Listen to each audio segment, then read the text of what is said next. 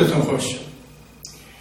در آخر جلسه سوم داشتیم در مورد توارنی که ممکنه ما در جابجایی این سه تا نورافکنی که در کلاس هست باشه صحبت می‌کردیم.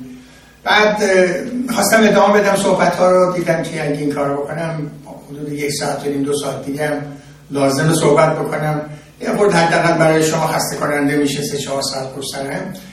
به همین دلیل گفتم شاید بهتر باشه که ادامه صحبت ها رو در قالب جلسه 4 ارائه بکنم و بنابراین میریم سراغ همون بحثمون که 3 تا نورافکن داریم اینجا عین هم هستن و اینا رو جابجا میکنیم و ببینیم که در قالب در فرمالیسم ریاضی رو چطوری میتونیم ارائه بکنیم و ببینیم چه تقارن‌هایی اینجا هست.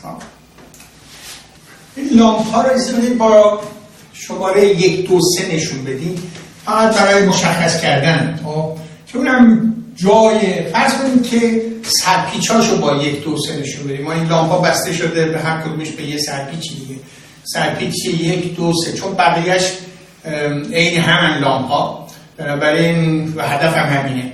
بنابراین وقتی جابجا بکنم فقط جای این لامپ از سرپیچ اول خواهد رفت به سرپیچ دوم. اون سرپیچ ها رو حالا من با فرض کنید 1 2 3 نشون بدم. خب حالا من میگم چشماتون رو ببندید و به این 3 تا لامپ بعد دوباره نگاه بکنید، ولی وقتی برمیگردید من اصلا دست به اینا نمیزنم. خب از نظر شما هیچ تغییری نکرده، واقعا هم درسته هیچ تغییری نکرده. خب بنابراین سیستم من که بشه این لامپ ها چه اینوریانت باقی مونده. بنابراین یه تقارنی هست دیگه، هر اینوریانتی معادل یک تقارن.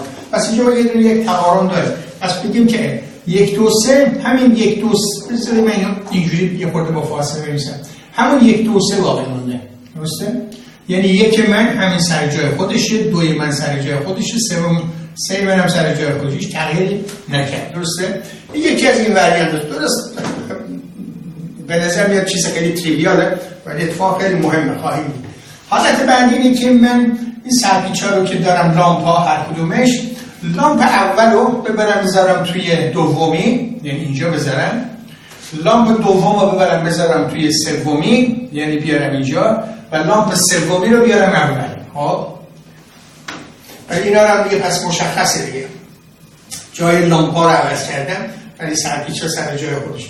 اون موقع به این حالت میشه که ایزا ببینم من پایین بنویسم 3 1 2 و کاری که اینجا شد لامپ اول اومد جای 2، لامپ دوم اومد جای 3 و لامپ سوم اومد جای اولی. درسته؟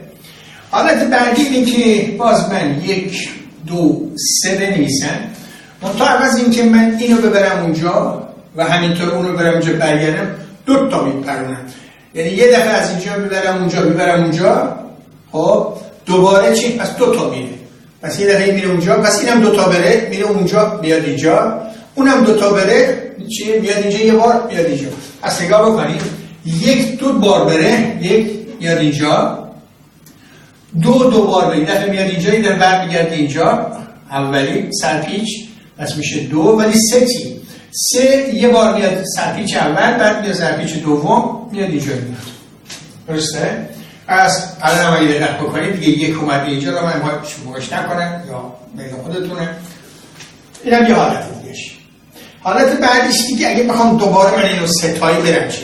یه دفعه یه دونه ای رفتم یه 2 تایی رفتم 3 تایی. 3 تایی یعنی چی؟ یعنی ببرم اونجا برگردونم سر جای خودش. اینم همینجوری میشه. اونم میشه همین حالت. هیچ تأثیری نیست.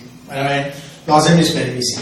حالا حالت بعدی اینه که من 1 2 3 دارم، اینو من میذارم سر جاش میمونه، اینو میبرم اون و جا به جاشون میکنم، یعنی 1 رو میذارم سر جاش میمونه، 3 رو میارم جای 2 رو میبرم جای 3. یعنی در حقیقت اینجوری کردیم. درست؟ و حالت بعدی اینه که 1 2 3 2 رو میذارم سر جاش میمونه، این 2 تا رو با هم سواب جا به جا میکنیم، 3 رو میارم اینجا 1 رو میارم اینجا که بشه در حقیقت به این شکل. و آخری 3 رو میذارم سر جاش بمونه، 1 2 3 3 سر جاشه، 2 و 1 رو با هم جاش عوض میکنیم.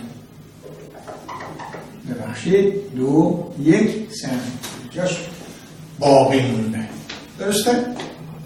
خب من میتونم اینا رو غیر از این 6 تا هیچ چیز دیگه نیست، هیچ چیز دیگه غیر از 6 تا نیست. درسته؟ همین 6 تاست. هر کار دیگه ای بکنید همین 6 تاست. این 6 تا در حقیقت پایه های کار ماست، مبنای کار ما هستن. خیلی مشابه همون جلسه قبلا اشاره کردم. شما وقتی در سطح دوسی صاف یه دونه بردار داشته باشید و حالا اینو شما بخواید توصیفش بکنید، بیاین با توجه به اینکه شما ناظر تصمیم میگیرید در چه کوردینیتی روی این کوردینیت بخواید حساب بکنید، چیز مطالعهش بکنید، یه دونه بیس وکتور اینجا تعریف میکنید میگید E1، یه بیس وکتور اینجا تعریف میکنید میگید E2 و این بردار رو میگید چند تا از این E1 هاست، چند تا یعنی تصویرش هم روی این هم روی این. مثلا میاد می‌نویسید که بردار وی من هست مثلا A تا E1 و B تا E2. نتیجه این بردار شما بر اساس این دوتا مبنایی که هست چی توصیف میشه. حالا یه بردار دیگه داشته باشید، مثلا فرض کن بردار W، این بردار W هم بر اساس E1 E2. حالا W به علاوه و چی میشه؟ میشه انگار یه کار مرکبی انجام، یه اپریشن انجام میدید، یه اپریشن انجام میدید. اپریشن ما اینه که اینو با این جمع میکنیم، جمع کردنش هم مشخصه، اینو پارالل ترانسپورت میکنیم اینجا و این نتیجهش میشه.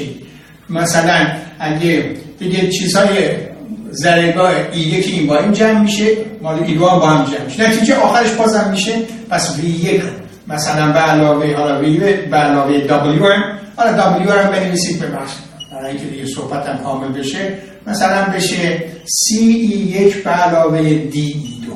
درسته؟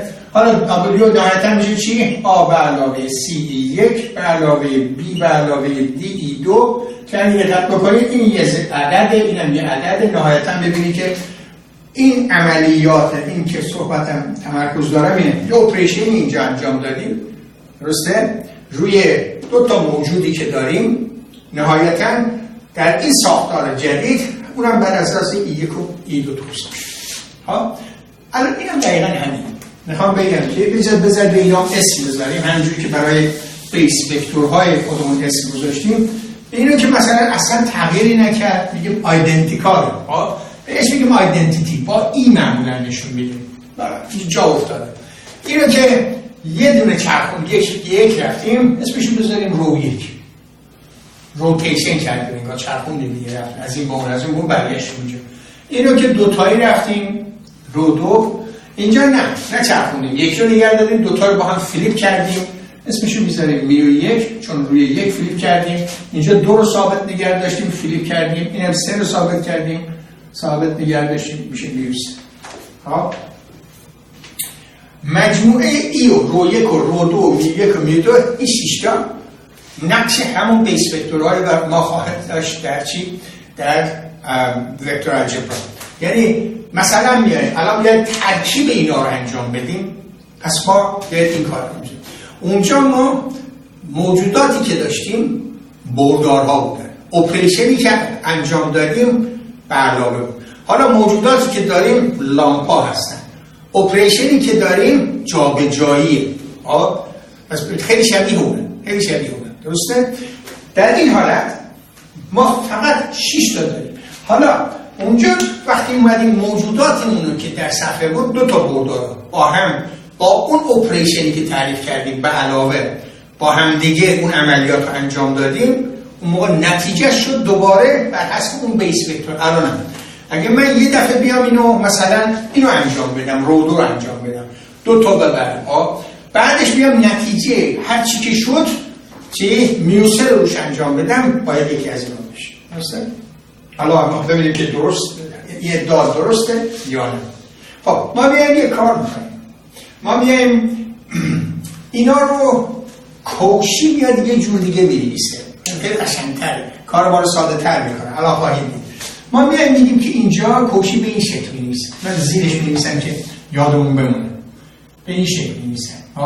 1 2 3. خیلی مفید این نوع نوشتن خواهید دید. اینجا میگیم یک من همون یک، دوی من رفت دو، سه منم یعنی هیچ تأثیر نداشت. این چی؟ اینجا یک، دو، سه من، یک من رفت جای دو، درسته؟ ببین الان یک من رفت اون سرپیچ دومی، درسته؟ دوی من رفت سرپیچ سومی، درسته؟ پس ببخشید چی نوشتم؟ یک من اومد سرپیچ دومی، درسته؟ دومی، ببخشید. بعد دوی من رفت سرپیچ سومی، سه من اومد سرپیچ اولی، یعنی یک اومد به دو، دو اومد به سه، سه اومد به یک. خب متوجه شدیم؟ خیلی روی این خود تمرکز کنید، مهمه که اینو یاد بگیرید. پس درسته اینجا 3 1 2 هست، ولی دقت بکنید اون از نظر لامپ ها اگه مطالعه بکنیم، لامپ یک من اومد تو سرپیچ دوم، من لامپ ها رو مطالعه میکنم، من سرپیچ کار ندارم. لامپ دوی من اومد چی؟ توی سرپیچ سوم. لامپ سه من اومد تو سرپیچ اول. ببین این سرپیچ اول نمیشه. این چی؟ این هم میگیم که یک من اومد به سرپیچ سه، مثلا یک من اومد سرپیچ سه. دوی من چی؟ دوی من اومد به سرپیچ یک، درسته؟ یک. و سه من اومد به سرپیچ دو. خب این هم شد اینجوری. حالا اینو لامپ یک من همون سرپیچ اول باقی بود. لامپ دوی من رفت چی؟ به سرپیچ قبلا که تو سرپیچ دو بود الان اومد تو سرپیچ سه، درسته؟ لامپ دو اومد جای سه رو گرفته. لامپ سه من که تو سرپیچ سه بود الان اومد به سرپیچ دو، درسته؟ حالا اینجوری راحت‌تر.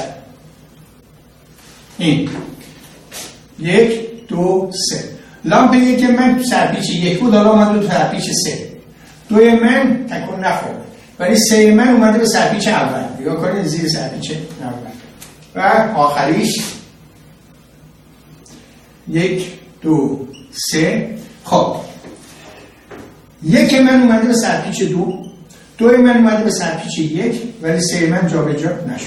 اینا رو میگیم که نحوه نشون دادن تغییراتی که الان انجام دادیم، اپریشنی که انجام دادیم طبق یه قانون خودمون گذاشتیم. این یه قانونه، این یه قانونه، این یه قانون. این قانون میگه که یکی یکی ببر بالا، این قانون میگه که وسطی رو نگه دار، دو تا رو با هم جابجا کن. درست؟ البته میگیم تابع. این یه تابع اینجا عمل میکنه، اینجا یه تابع دیگه، اینجا یه تابع دیگه، اینجا تابع دیگه. چون کارهای مختلفی انجام میده. اینم برای خودش یه تابع. هیچ کاری انجام نمیده. و این نحوه نشون دادنش. پس اینجا لامپ اول تو سرپیچ اول بود، هنوز هم هست. دوم سرپیچ دوم بود، هنوز هست. اینجا لامپ اول تو سرپیچ اول بود، هنوز هست. دوم رفت تو سرپیچ سوم و لامپ بعدی از سوم اومد تو سرپیچ دو و همین شد. این فوق‌العاده مهمه اینجور نوشتن چون خیلی به ما کمک میکنه. حالا بیایید ما میخوایم عملیات مرکب انجام بدیم. یعنی مثلا یه دفعه بیایم رو 2 رو انجام بدیم، بعدش بیایم نیوسه رو انجام بدیم، بعدش بیایم مثلا رو 1 انجام بدیم، نتیجه چی میشه. اینو معمولا با این جدول نشون میدن. این جدول رو من اینجا رسم میکنم. ما 6 تا داریم. حالا اینجوری بگم، همین جوری که بیس وکتورها رو با E1 E2 در فضای دو بعدی نشون دادیم، میگیم برای این سیستم ما من 6 تا عضو دارم که یا بگم 6 تا تقارن دارم، چون هر یک از اینا معادل یک تقارن دیگه، یک سیمتری دارم که هست رو 1 رو 2 میو 1 و میو 2 میو 3. این مجموعه رو حالا با یه جی نشون بدیم. اینا تقارن‌های بنیادی من هستن برای مطالعه این سیستم خاصی که داره. و ما بگیم که از این ترکیب‌هایی هم که انجام خواهیم داد، اپریشنی که انجام خواهیم داد، نتیجهش باید یکی از اینا باشه. ببینیم میشه یا نه. خب برای این کار ما میایم این ای رو اینا رو توی یه ردیف من اینجا می‌نویسم. ای رو 1 رو 2 از میو 1 میو 2 و میو 3. اینو در امتداد یه ردیف می‌نویسم. اینا رو میگیم عملیاتی که در مرحله اول انجام میدیم. الان خواهید منظورم چی؟ مثلا دیگه زیادی آوردم پایین. خب من میخوام یک جدول تشکیل بدم حالا حالت بعدی اینه که عملیاتی که در مرحله بعد انجام میدیم اینجا خواهیم دید. بازم یکی از 6 تا خواهد بود دیگه. میگیم ای رو 1 رو 2 میو 1 میو 2 و میو 3. خب اینو بزن. حالا دوباره اینو بیاریم. خب اینو بزن. حالا میخوایم ببینیم که اگه ما اول مثلا میو 3 رو انجام بدیم، بعد اون موقع خواهیم گفتیم، بعد میو 1 انجام بدیم اون موقع خواهیم گفتیم. پس اول میو 3 بعد میو 1، میو 3 رو از اینجا انتخاب خواهیم کرد، اولی، دومی از اینجا. اول میو 3 بعد میو 1 میشه، اول رو 2 بعد بازم رو 2 میشه، اول رو 2 بعد میو 3 میشه. درسته؟ پس همیشه اینا اولن اینا دومن. درسته؟ حالا بیاید یکی تو جدول پر کنیم، خواهید چیز بسیار زیبایی به دست خواهیم آورد و نتایجش فوق‌العاده خوشایند ما خواهد بود. ما ببینیم که ادعای من چقدر درسته. یا لذت خواهید برد. یه خورده خسته کننده ممکنه اولش باشه. خب من میگم هیچ دست نمیزنم، ولی بازم دست نمیزنم، بازم یه میشه دیگه. حالا میگم نه، رو 1 میکنم، یعنی اینو یکی میبرم اینجا و بعدش دیگه دست نمیزنم دیگه میشه. درسته؟ بازم میشه رو 2 میکنم. درسته؟ دو تا میبرم، بعد مرحله بعدی دیگه دست نمیزنم. خب میشه رو 2. به نظر میاد دیگه همه اینا که اینجوره به نظر میاد با هم با خودمون شوخی میکنیم، ولی به نظر چیز مهمه. حالا این یکی اصلا دست نمیزنم، بازم دست نمیزنم، دست نمیزنم، ولی بعدش در مرحله بعدی رو 1 میکنم، میشه رو 1. دست نمیزنم، مرحله بعدی رو 2 میکنم، نتیجهش میشه رو 1 رو 2 و نمیشه میو 1 میو 2 و میو 3. و اینجا خیلی ساده است. حالا بیایم این کار بکنیم. رو 1 بازم رو 1 میکنیم. درسته؟ پس اول رو 1. حالا یه چیز مهم دیگه هم بگم، این قراردادی که میذارید از این به بعد همیشه اینجوری خواهد بود. وقتی که من بنویسم اول میو 1 انجام میدم بعد رو 1 رو همیشه اینجوری خواهم نوشت. یعنی اون چیزی که اول انجام میدیم اپریشن سمت راسته، مثل ماتریس‌ها یا اپراتورها در تئوری کوانتوم. ما همیشه اول اینو انجام میدیم بعد به نتیجهش اعمال میکنیم. درسته؟ وقتی شما ماتریس رو دو تا ماتریس هم ضرب می‌کردید که دو تا اپراتور رو یه چیزی عمل می‌کرد، ببخشید اول اینو اعمال می‌کردید نتیجه رو دوباره اینجا می‌کنید. بی ربط هم نیست اینا، این قرارداد خواهیم دید در آینده. پس میو 1 اول بعد رو 1. خب در موردی که دو تاش هم رو 1 خیلی هیچ فرق نمی‌کنه که کدومش اول نمیشه رو 1. خب ببینیم چی میشه. رو 1 نیم. درسته؟ بازم یه رو 1 دیگه می‌کنیم ببینیم چی میشه. خب به من چی میگی؟ این دقیقاً این جدول نگاه بکنید. این مال کوشی هم که یادتون هست. کوشی آدم بسیار ریاضیدان فوق‌العاده مهم ما در فانکشن‌های کامپلکس فانکشن اینا با کوشی ریوان اینا. خب کوشی خب میگه رو 1 اول اینه 1 رو 2 میکنه، 2 رو میبره به 3 رو میبره 1. بازم میخوام رو 1 میکنیم. رو 1 میگه چی؟ میگه شما هر جا 1 داری 2 بکن دیگه، این قانونش اینه 1 رو 2 میکنه.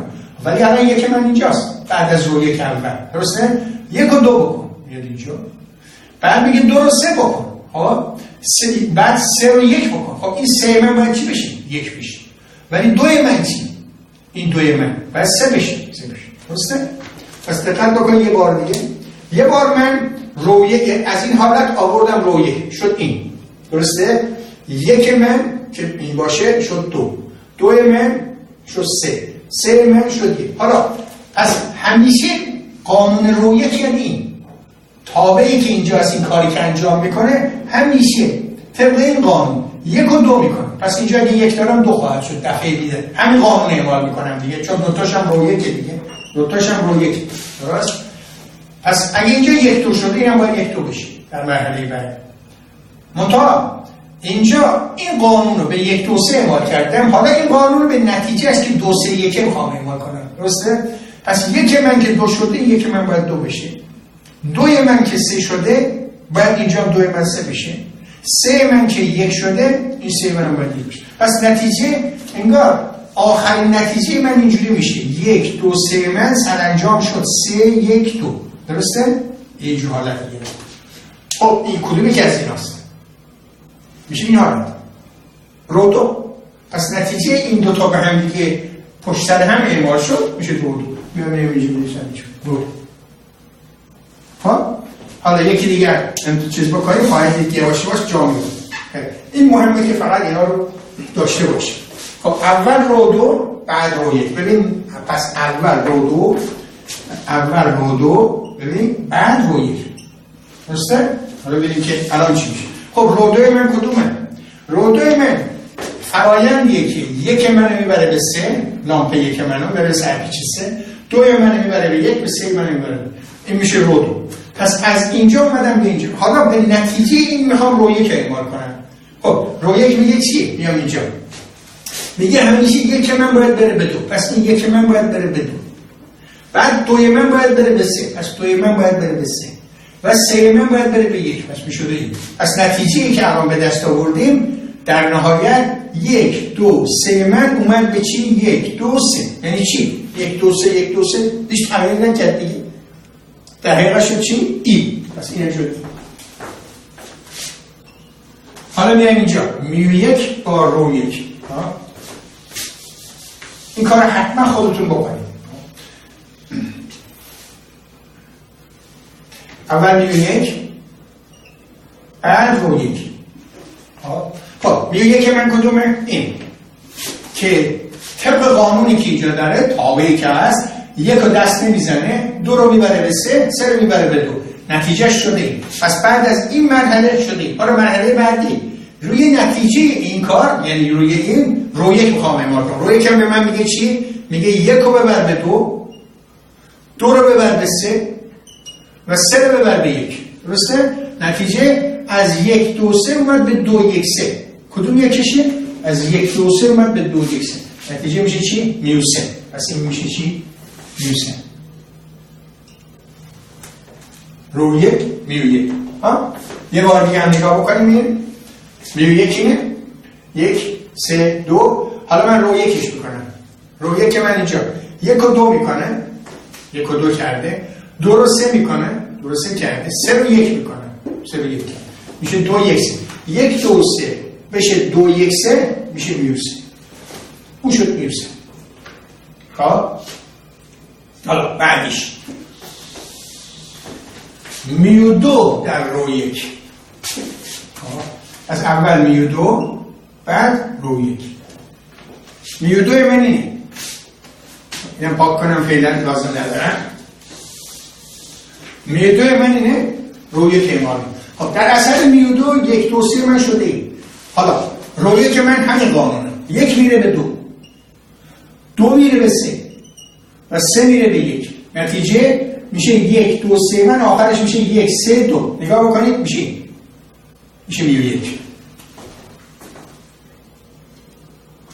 میشه میو 1. درست؟ حالا بعدش میو 3 و رو 1. میو 3 رو 1. این میو 3 رو 1ش میکنیم. قانون اینجاست. 1 میره به 2 2 میره به 3 و 3 میره چی؟ به 1. شد 3 2 1. 1 2 3 3 2 1 کدومه؟ این. درسته؟ 1 2 3 من وقتی 3 2 1 میشه معادل چی؟ میو 2. پس اینجا میشه میو 2. بعد همینجوری میشه. باید الان خواهید دید چه. حالا این چیز خیلی جالبی رو همین الان میبینید شما. یعنی که در این ردیف باز همون 6 تا هست.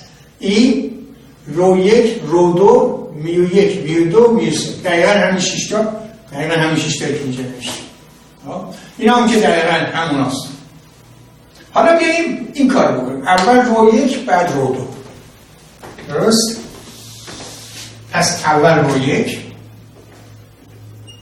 بعد نتیجه رو 2ش میکنیم. خب رو 1 میگه چی؟ میگه 1 میره به این بعد حالا رو 2ش میکنیم. رو 2 میگه چی؟ میگه هر جا 1 داری ببرش به 3. این 1 پس باید بره به 3. هر جا 2 داری باید بره به 1. هر جا 3 داری باید بره به 2. میشه 1 2 3. 1 2 3 کدومه؟ 1 2 3 1 2 3 ای. پس شد ای. پس رو 2 رو 1 شد ای. هم رو 2 رو 1 شد ای، هم رو 1 رو 2 شد ای. درسته؟ حالا میشه چی؟ رو 2 رو 2. خب الان دیگه رو 2 رو 2 اینه دیگه. یه دفعه رو 2 شده این. خب این به من میگه چی؟ هر جا که 1 داری به 3، پس در مرحله بعدی هم روی این اعمال خواهم دید. 1 باید بشه به 3 و 3 های من باید بشه 2، 3 من بره به 2 و 2 منم بره به 1. میشه 2 3 1. 2 3 1 کدومه؟ 2 3 1. خب نشد. رو 2 در رو 2. رو 2 در رو 2 3 1 اینه. آها 2 3 1 قاطی کردم. ما با این نگاه کنیم، ما اینا رو اشتباه نکنیم. اینجا هم یه 2 3 1 دارم، اونجا هم 2 3 1 دارم، ممکن اشتباه بکنیم. ما دارم قبلی هم اشتباه نکردیم. با اینا باید مقایسه بکنیم. خب نهایتا 1 2 3 من شد 2 3 این میشه رو 1. بعد اینم جالبه. یه نگاه بکنید، الان چیز خیلی مهمی نیست. نگاه بکنید، رو 1 با رو 1 شد رو 2، رو 2 با رو 2 شد رو 1. حالا میو 1 در رو 2. اگه دوست دارید من اینا رو پاک کنم که حالا من قلم بزنم که اشتباه نکنیم، پاک نکنم که شما شاید بخوابید از کجا اومده. یه آدم گاهن اشتباه میکنه میره از این استفاده میکنه. میو 1 رو 2. پس اول میو 1 سمت راست، بعد رو 2. خب میو 1 کدومه؟ این که 1 رو دست نزده 2 و 3 رو جا به جا کرد. میگه نتیجه اونو رو 2 بکن. رو 2 یعنی چی؟ میگه 1 و 3 بکن. پس 1 میره به 3. 2 رو 1 بکن. 2 میره به 1 و 3 رو 2 بکن. میشه 3 2. پس الان شد 1 2 3 3 2 1. کدوم میشه؟ میو 2. درسته؟ این شد میو 2. حالا میو 2 رو 2. میو 2 رو 2. ها؟ یعنی روی این من میخوام رو 2. پس یه دفعه میو 2 که 1 2 3 میشه این. حالا روی این میخوام چی؟ میو 2 رو 2 انجام. رو 2 همینه. میگه که هر جا که تو 1 داری ببر به 3.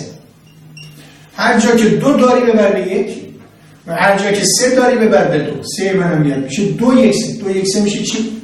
نگاه 2 1 3 میشه.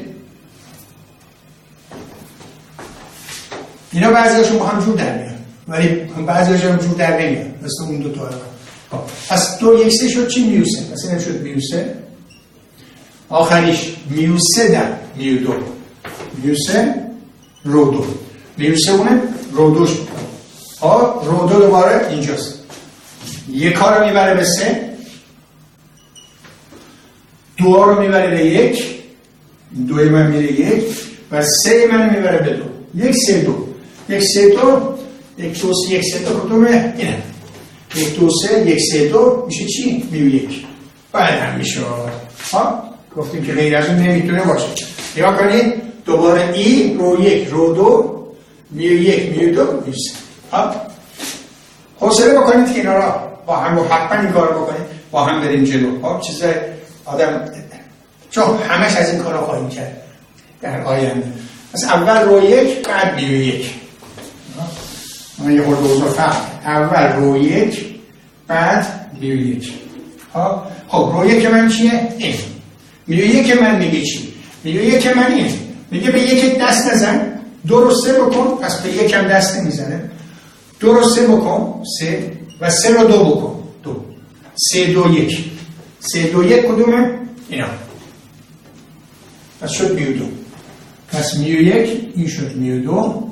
حالا رو 2 میو 1 به جای رو 1 رو 2 میو 1. پاک کنیم که شروع نکنیم اینجا. خب رو 2 من کدومه؟ این. میو 1 من چیه؟ طبقان. 1 منو دست نزن بهش. 2 منو 3 بکن. 3 منو 2 بکن. 3 میشه 2. پس میشه 2 1 3. میشه چی؟ میو 3. حالا میو 1 و میو 1 دو تا میو 1 پشت سر هم. خب میتونی حدس بزنی چیه دیگه؟ خب میو 1 اینه. میگه به 1 دست نزن، 2 رو 3 بکن 3 رو 2. میگه بازم میو 1ش کن. بازم میگه به 1 دست نزن، 1 و 1 بکن ولی 3 رو 2 بکن، 2 رو 3 بکن. درسته؟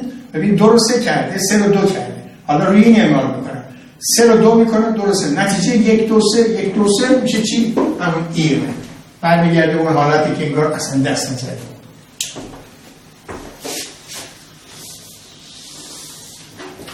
حالا میو 2 میو 1، اول میو 2 بعد میو 1. ببینیم چی میشه. خب این میو 2 هست، بعد این میو 1ش میکنم. میو 1 میگه به یکی دست نزن، یک سرش بشه، ولی 2 رو 3 بکن، 3 هم 2 بکن، میشه 2 3 1. درسته؟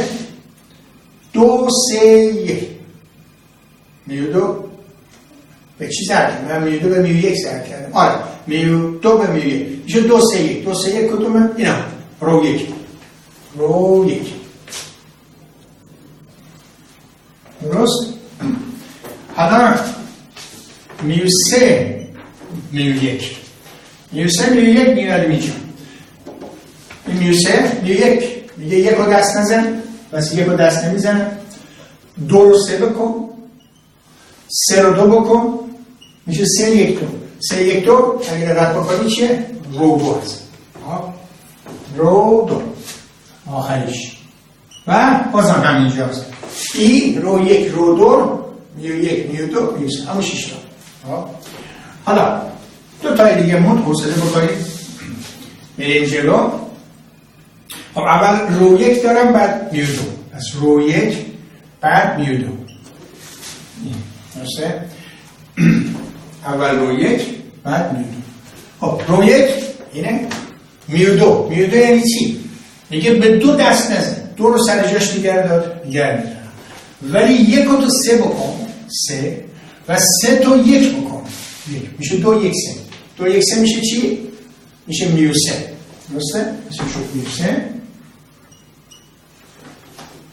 بعدیش رو 2 میو 2 یعنی رو 2ش میکنم. رو 2 اینه، میو 2 یعنی چی؟ به 2 دست نزن، به 2 دست نمیزنم. 1 رو تو 3 بکن، 3 تم 1 بکن، میشه 1 3 2. 1 3 2 کدومه؟ میو 1. درسته؟ نمیشه میو 1. بعد میو 1 میو 2 یعنی به جای می‌نویسم چی؟ میو 1 میو 2. ها میو 1 من کدومه؟ این.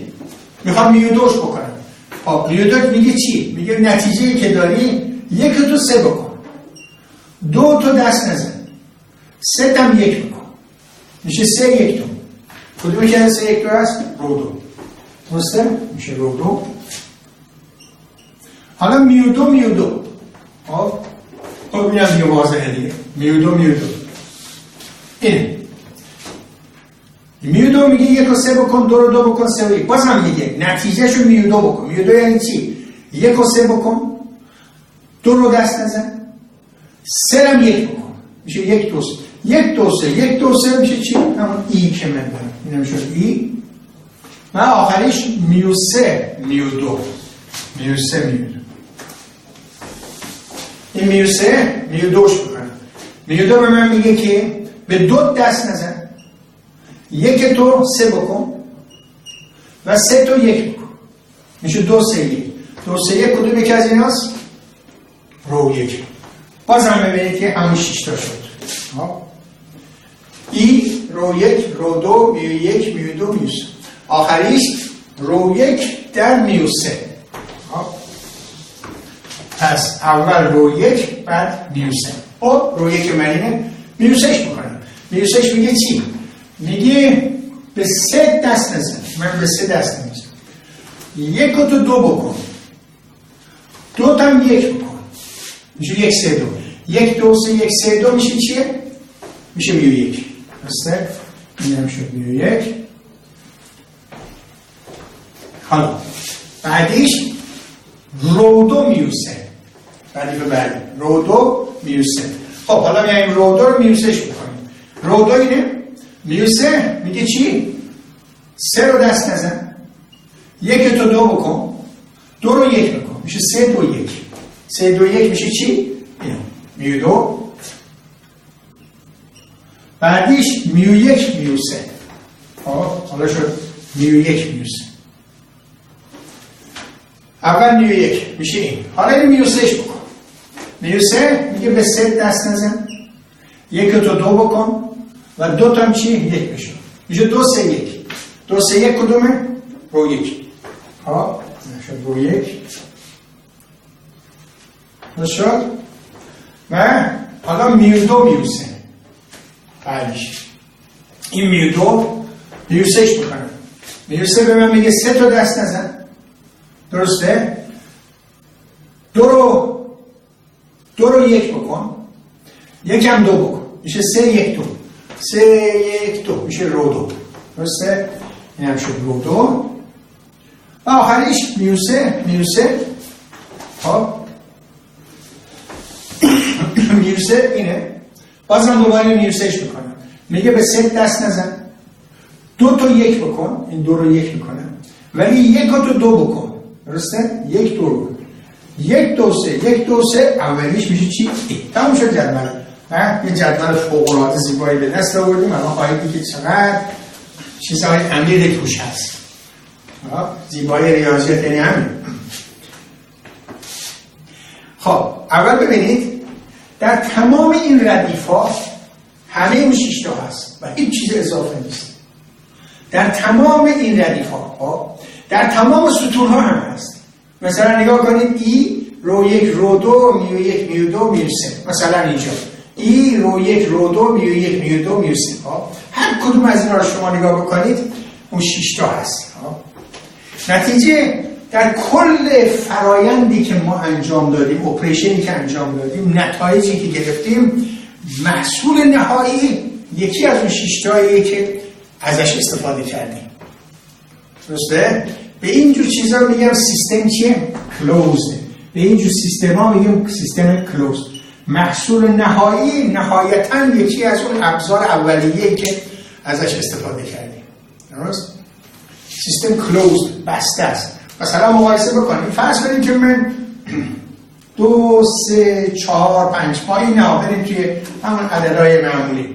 اگه من بیام روی اینا عمل جمع انجام بدم، فرض کنیم من که مجموعی دارم همین، اعضای من اینه، خب چیزهای من اینه، من اپریشنی که این انجام میدم به علاوه باشه. خب میگم 1 و 2 میشه 3. خب 1 به علاوه 2 میشه 3. میگم 3 اینجا هست. 1 به علاوه 5 چی؟ میشه 6. 6 تو اینا نیست. درسته؟ پس این سیستم بسته نیست. سیستم وقتی بسته هست که عملیاتی که انجام میدم روی این اعضایی که اینجا هست نتیجهش یکی از همین اعضا باشه. بنابراین من این سیستم رو به این شکل بذارم، این سیستم بازیه، بسته نیست، رو تحت عمل بردام، تحت عمل ضرب میشه. ولی میتونم یه چیز کنم، محیطش رو تغییر بدم. این کلمه‌ای هم که استفاده کردم چیه؟ عملیه. بعدا خواهید دید که تأثیرات و محیط روی موجودات مطالعه میکنه. بنابراین من اگه بیام به جای اینکه سیستم خطی بذارم، سیستم سیکلی بذارم، بنویسم 1 2 3 4 5، خب یه دایره‌ایه، مثلا یه سیکلیه، اینجوری حرکت کنیم، اون موقع سیستم من بسته میشه. میگم 1 به علاوه 2 میشه این، 2 به علاوه 3 میشه این، 3 به علاوه 5، حالا اینجوری بگم 3 به علاوه 5 میشه 8. 8 بخوام برم دوباره اینجا میرم، این میشه 6 7 8. ها اگه من بخوام مثلا بگم 4 و 5 9، درسته؟ بعد از 5 میرم چی؟ 6 7 8 9 تا میگه. پس میگه که همون 9 4 من 9 3 من 8 بعد. خب مثل ساعتایی که داریم 12 تایی. سیستم چی میشه؟ در اون حالت بسته میشه. تفاوتش اینه که عضوها همونه، اپریشن هم همونه، فقط چی کار کردیم؟ هندسه شو کردیم داریم. هندسه رو کردیم، خیلی مهمه، بعدا خواهید دید. پس برای ما مهمه که سیستم ما بسته باشه که در اینجا هست. این یک چیز زیبای دیگه هم اینجا هست، خیلی زیباست. اونم ای رو نگاه بکنید. میخوام راجع به ای صحبت کنم. شما در دوباره مثلا شما میگی 0 به علاوه 5 میشه چند؟ 5.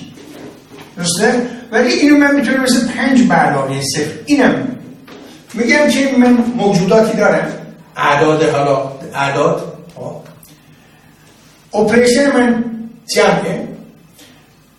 اگه من یکی از این موجودات اگه 0 باشه، بود و نبودش در این چیز تأثیر نداره. صفر رو با هر کدوم از اینا جمع بکنم و به این ترتیبش هم تغییر بدم نتیجه و به این میگن چی؟ آیدنتیتی. تأثیر نداره. درست مثل این حالت که من انگار اصلا دست نزدم، چون انگار شما اصلا به این 5 دست نزدید وقتی صفر رو باز جمع کردید. اینجا من به 1 2 3 به این لامپ اصلا انگار دست نزدم. بهش میگم آیدنتیتی. حالا اینو به در نظر، اگه 5 ضرب در 1 بکنم چی؟ میشه 5. ولی اگه 1 رو ضرب در 5 کنم بازم 5، نتیجه بازم 5. پس نه تنها در جمع بلکه با اپریشن بالا ضرب موجوداتی که من دارم اعداد، اپریشنی که من دارم ضرب. اگه من یه موجودی مثل این تعریف کنم هیچ تأثیری نداره که من اینو روی این اعمال بکنم یا اینو روی این اعمال بکنم، با اون ضرب اپریشن نتیجه بهش میگیم چیه؟ یکو میگفتیم چی؟ آیدنتیتی. درسته؟ حالا بیایید اینجا نگاه بکنید. مثلا نگاه بکنید من بنویسم فرضاً به طور کلی بنویسم آ رو من به چی ضرب بکنم که بشه خودش، اگه عدد باشه 1. ولی اینجا چی؟ که یا بشه 1 ضرب در آ، مهم نیست، حالا ضرب بزنم که مساوی. حالا در این حالت چی؟ در این حالت فرض کنید که من رو 2 دارم. درسته؟ من رو 2 رو چه عملیاتی روش انجام بدم بعدیش که نتیجه بشه رو 2. اول رو 2 چه عملیاتی بعدش انجام بدم با اپریشنی که داره. اپریشن من چیه؟ جابجایی. بعدیش چی باشه که من روی این همینه یا برعکس، یعنی باید اینجوری هم بشه اگه اون باشه روش من رو 2 رو انجام بدم بازم بشه رو 2. خب نگاه بکنید ببینیم که چه چیزی میتونه باشه. خب اگه دقت بکنید رو 2 اگه بخواد رو 2 باشه باید با ای، درسته؟ اول رو 2 بعد چی؟ مرحله بعدی باید ای باشه که بشه رو 2. این طرف اول ای باشه، اگه بخوام رو 2 رو به دست بیارم باید بعدیش هم چی باشه؟ رو 2 باشه. پس بعدیش رو 2 پس باید ای باشه. پس ببینیم که این ای در حقیقت همون نقش 1 رو در ضرب اینجا، 0 رو در جمع در عددها چیز می‌کنه. و اگه به اینا گفتیم آیدنتیتی، اینم آیدنتیتی. درسته؟ تعریف آیدنتیتی یعنی به طور کلی آیدنتیتی ضرب در هر المانی، مثلا اون المان‌ها هر کدوم از اونها رو مثلا x بگیرید مساوی با x و نهایتاً x. البته ما اینجا دیگه نمیگیم ضرب، میگیم چی؟ اپریشن ما الان ضرب نیست. اپریشن ما چیه؟ جابجایی. و این آیدنتیتی ما هم چیه؟ یعنی دست نزدن، جابجا نکردن هستن.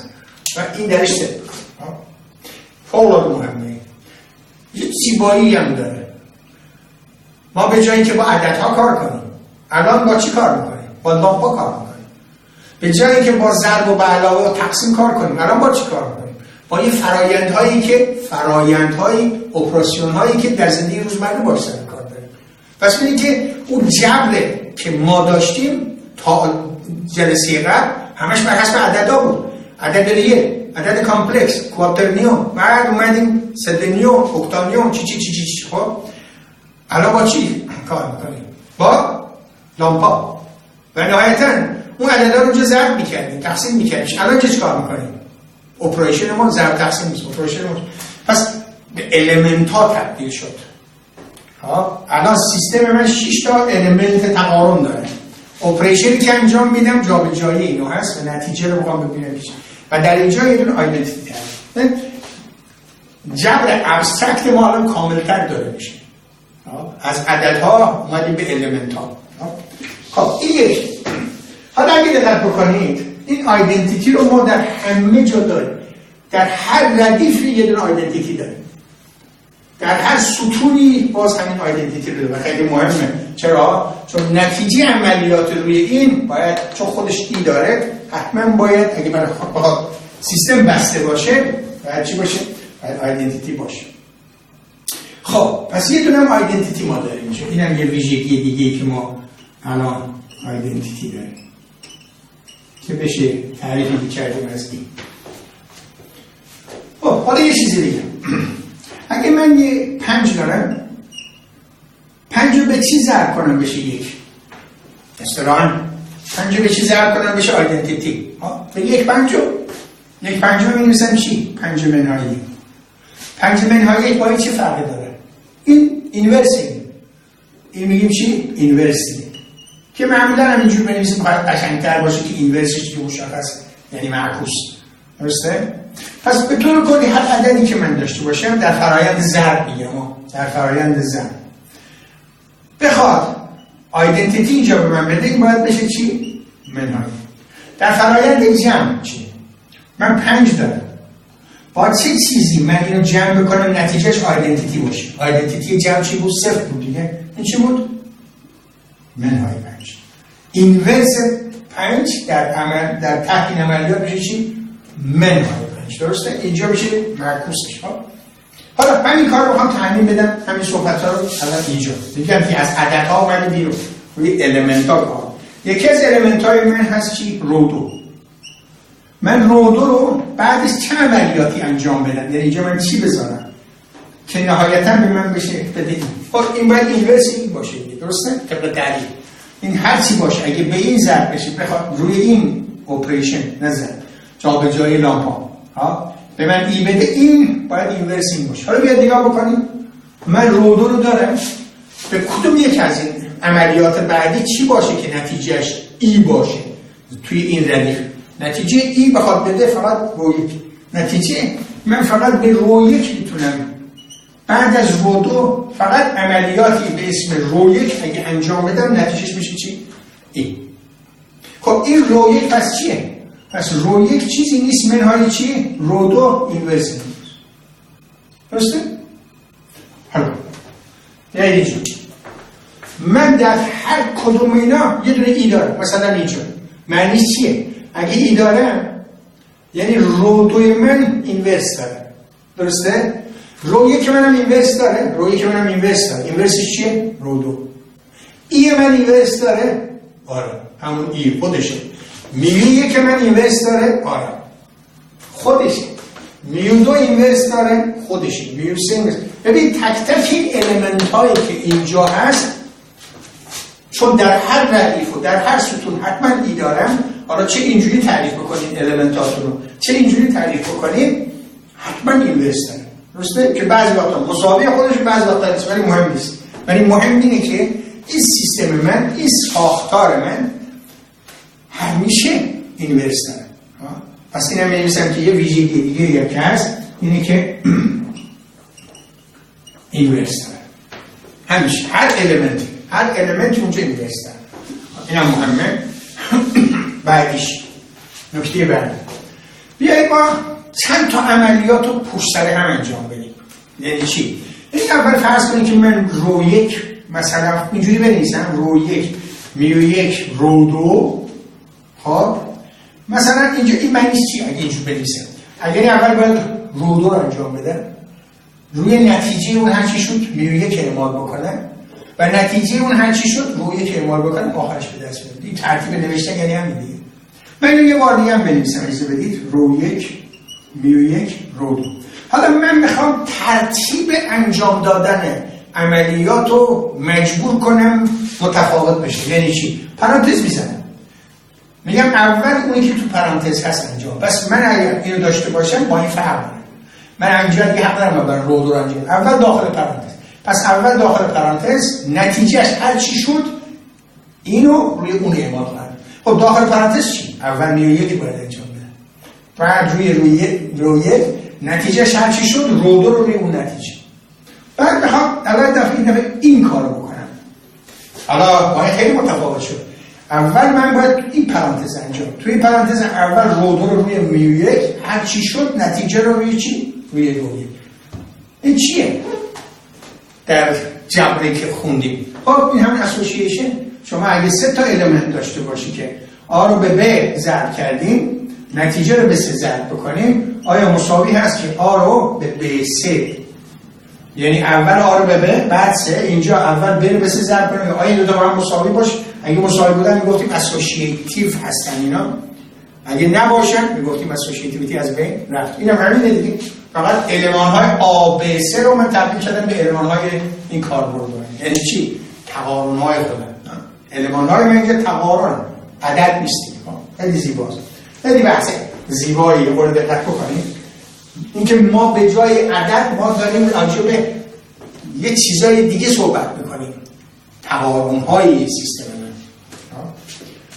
خب حالا سوال بعدی اینه که آیا این دو تا با هم مساوی یا مساوی نیستن؟ اگه مساوی باشن اسوسییتیویتی دارن، اگه نداشتن اسوسییتیویتی ندارن. حالا ببینیم هست کنم. خب اول از این برشون میکنم. من اول میو یک رو میارم با رو یک، میو یک رو یک. اینجا من دارم اینیم رقم راحت کنم. میو یک اینجاست، رو یک هم اینجاست. نتیجهش میشه چی؟ میو سه. پس این میو سه میو سه. این شد میو سه. حالا چی؟ حالا اول این بعد میو سه. رو دو میو سه. رو دو کدومه؟ اینه. میو سه کدومه؟ اینه. نتیجهش میشه میو دو. خب پس نتیجه این طرف شد میو دو. خب بذار ببینیم این طرف نتیجه. اینجا اول رو دو میو یک. خب رو دو میو یک میشه چی؟ میو سه. پس این دوتا میشه میو سه. حالا نتیجه اینو باید اعمال بکنم اینو. درسته؟ از راست به چپ. اول میو سه بعد رو یک. اول میو سه بعد رو یک میاد چی؟ میو دو. درسته؟ با هم مساوی شد دو طرف. درسته؟ پس این چی؟ مساوی. اگه فکر کنید فقط در این حالت استثناء شد، همه این کارا رو بکنید. هر ترتیبی که دوست دارید انجام بدید همیشه این هست.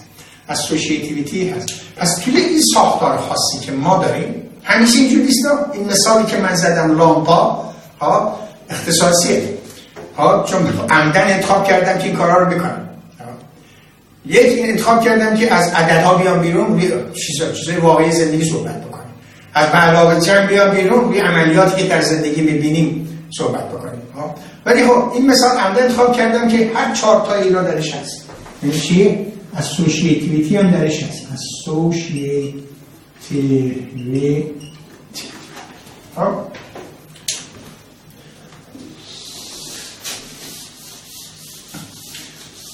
خب حالا بیایید یک چیزی رو من تعریف بکنم. میگیم اگر ما ساختاری داشته باشیم، ساختار منظور اونجور چیزی که داریم به طور کلی. ساختار یعنی همین مسئله‌ای که تعریف کردیم. ما 3 تا لامپ داریم، میخوایم تقارن اینا رو مطالعه بکنیم طی عملیات‌های پشت سر هم جابجایی انواع اقسام جابجایی. اولا اینه که چنین چیزی حتما 6 تا تقارن بنیادی داره، خب و بقیه عملیات هم همیشه بر اساس 6 تاست و 4 تا ویژگی داره این سیستم.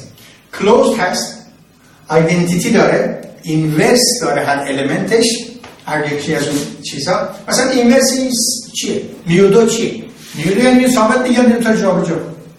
اینورسش میشه چی؟ یعنی ما این سر جاش این دو تا دوباره جابجا کنیم. یا همین اول نیست. اینورس داره. درست؟ مثلا میگیم چهارمی که اسوسییتیو. میگیم اگر ساختار این 4 ویژگی رو همه‌شو همزمان داشته باشه، میگیم یک گروه تشکیل میده. یعنی چیه؟ یعنی این المنت هایی که من دارم که بشه ای رو یک رو دو میو یک میو دو میو سه یه دونه گروه تشکیل میده. این تعریف ریاضی گروهه. تا حالا این کلمه گروه به کار می‌بردید به معنی گرد هم آوردن چیزا، ولی از این به بعد وقتی میگیم گروه یا گروپ باید این 4 تا ویژگی رو داشته باشه. اگه نداشته باشه گروپ تعریف نمیشه. این خیلی مهمه.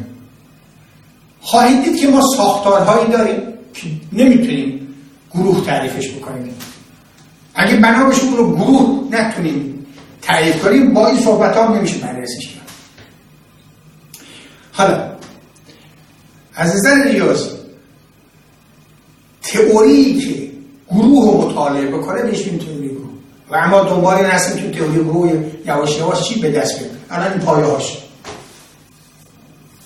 پس تئوری گروه من چیکار خواهد کرد؟ راجع به اتفاقات زندگی روزمره من و حتی ابسترکت مطالعه خواهد کرد.